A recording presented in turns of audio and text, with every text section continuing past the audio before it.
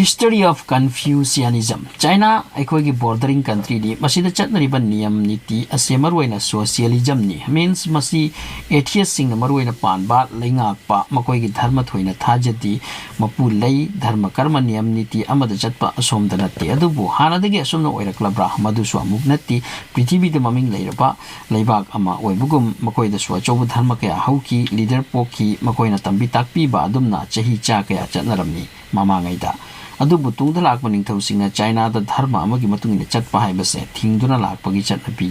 लैरखी हौजिकसु अथिंगबा Larry अदुमक ओइरबसु China दा धर्म अमगी थाजबा अमदी मदुबु ngaktuna चटपा मी लाक कया लै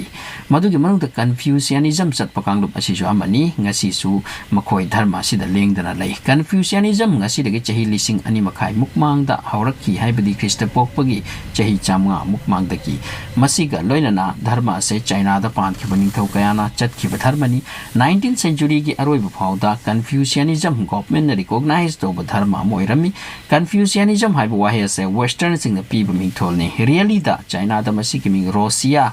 कवी हाइबदी अहन लमन बु इज्जत तोबा मपा मपुबु यामना लुमना खंजबा अखोइबु लाइगुमना निंगी लाइबक फबा वाबनाबा इना खुनबा हाइबसे मखोइगी मपा मपुगी अपेनबगी मखा पोनबनी हाइना खन्नै कन्फ्यूशियनिज्म दा मपु अमा लै मपु अमतनी हाइबसिगी थाजबा लैति अदुगा सिरबा मतुंग अमुक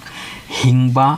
मपोक कया असिनि चिंपा नत्रगा जजमेंट डे स्वर्ग नरक हाइबसे मखोइसते थाजेदे कन्फ्यूशियनिज्म चटपा कांगलुप सिंग मरुइना यूनिवर्स असिदा लैबा पोट चै बुनिंगे कन्फ्यूशियनिज्म हाइसि कन्फ्यूशियस कोबा चाइनीज अमना पथोकी महाकसे चाइना की कोफो को बुफोम द पोकी ख्रिस्ट पोपगी चही चांगा मुक मांगदा माबु पोकपा मपा दो अहन ओइना माबु फंगजकी अदुगा महाकना अंगांग ओइरिङैता थोकलमे अंगांग ओइरिङै यामना वाना कन्फ्यूशियस असे चौरकी पाखंग फरकलब तुंगदा मतमदुगी गवर्नमेंट की अपिक थबक अमा पाइजरगा कैरियर हौरकी चही खरा थबक तोरमलगा थादोकलमकी थबकतो अमसुम चही 13 लाइरिक तंबा अहन लमन लोइनबा अदुदा मतम लेनकी अदुगा मीसिंगबु मागी वादा चिंगसिन भोनकी मागी वासिंग गुन लै पावर लै फजबतनी मरमसिना मागी फॉलोअर यामकी मागी वारी मयाम खंगरकलबदा मतमदुगी लिउ सागेगी निंगथौना लिउ डायनेस्टी की गवर्नमेंट ना माबु अवांग पोस्ट अमा पिबिकी मसीगी चही मरी मतुंगदा मंत्री खरना मागी अगेंस्ट सजेस्ट तौदुना मागी पोस्ट अदुदगी काउथरगा पोकना फमदगी माबु ताथोखिबने असुमना चही 13 मिरमदा वाना मथंत लेलरब तुंगदा सिरमदायगी चही मंगा मांगदा हंजिलकी अदुगा ख्रिस्ट पोपगी चही चामरी मुक मांगदा मागा सेसीकी कन्फ्यूशियस पु धर्म संदोकपा अमु ओइना ngasi खन्नै अदुबु एक्चुअली महाग धर्म संदोक मियोइनते माना हाइरंबा वासिंग मरुइना राजनीति नुंसी चानना करमना हिंगनी हाइबसिदा मरुओय कन्फ्यूशियस ना हाइरंबा nganglamba अदुना अपुनबा सक्तम अमदा धर्म की कलर पी की बदी मागी फॉलोअर सिंगनी कन्फ्यूशियनिस्ट की लाइरिक लै धर्म की लाइरिक ओइना ngasi सिजनरी मागी फॉलोअर सिंगना कन्फ्यूशियस ना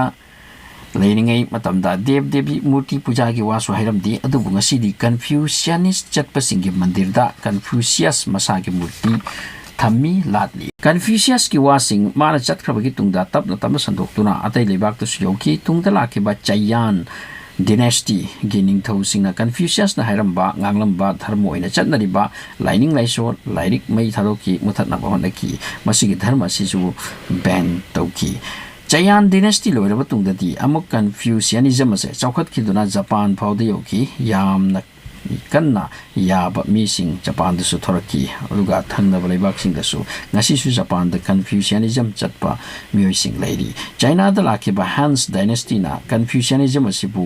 योखतकी अमुहन्ना सरकार ने याबा धर्म सेमकी असुमना चाइना द सोशलिज्म धर्म लैती हाइबकी चटनबी लाक्ट्री फाउबा हाइबदी 19th century की मांग फाउदा चौराक न चहिलिसिंग अनि मुक कन्फ्यूशियनिज्म से गवर्नमेंट ने याबा मयाम ने याबा धर्म ओइना लाखी कन्फ्यूशियनिज्म की अंगक अमना मसीगी मी ओइना लेरबसु मखोय हिंदू ओइगेरा बुद्धिस्ट ओइगेरा नत्रगा इस्लाम ओइगेरा ओइबदा अपनबा लेते चाइना द कन्फ्यूशियनिज्म आइबसिबु हौजिकसु यामना इज्जत तौनरी मसिनी मखल मथेलगी नॉलेज थंबकानी हाइबनी।